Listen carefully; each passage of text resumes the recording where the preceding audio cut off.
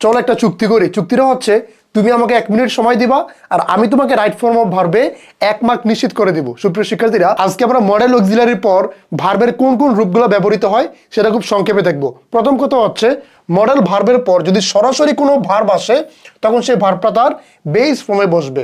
যেমন you must do this, তোমাকে অবশ্যই কাজটা করতে হবে। আই ক্যান হেল্প ইউ, আমি তোমাকে সাহায্য করতে পারি। এখানে যে ক্যান, মাস্ট, এগুলো হচ্ছে মডেল অক্সিলারি।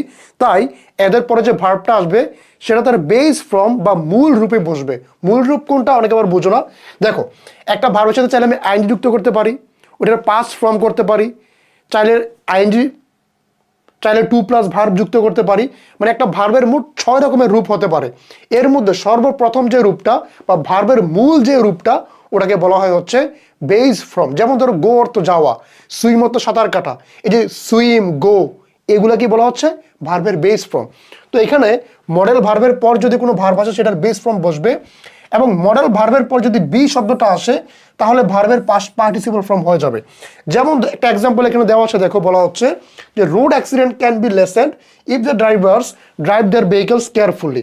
অর্থাৎ সড়ক দুর্ঘটনা কমানো যেতে পারে যদি ড্রাইভাররা তাদের গাড়িগুলোকে সতর্কভাবে চালায়, তাদের যানবাহনগুলোকে সতর্কভাবে চালায়। তো এখানে দেখো এই যে ক্যান বি আছে, ক্যান বি এই মডেলের পর একটা বি থাকার কারণে পরবর্তী যে ভার্বটা আছে এটা শেষে ইডি যুক্ত হয়ে পাস্ট পার্টিসিপল ফর্ম হয়ে যাবে। এটা কিন্তু সরাসরি ঢাকা বোর্ড 2017 সালে এসেছিল এই প্রশ্নটা। তারপর দেখো মডেল ভার্বের পর যদি হ্যাভ বসে তারপরও ভার্বের পাস্ট পার্টিসিপল ফর্মটাই বসবে। অর্থাৎ কেবলমাত্র মডেলের পরেই সরাসরি ভার্ব আসলে বেস ফর্ম বসে, তাছাড়া যদি বি আসে অথবা হ্যাভ বসে এরপর পাস্ট পার্টিসিপল ফর্ম ব্যবহৃত হবে। যেমন ধরো he should have completing the task, এটা পরীক্ষায় প্রশ্ন আসছিল, কিন্তু সঠিক হবে কি he should have completed the task, তার কাজটা করে রাখা উচিত ছিল। He should have completed the task, তার কাজটি করে রাখা উচিত ছিল। তাহলে আশা করি 1 মিনিটে আমরা এই 3টা নিয়ম শিখে গেলাম। ধন্যবাদ সবাইকে।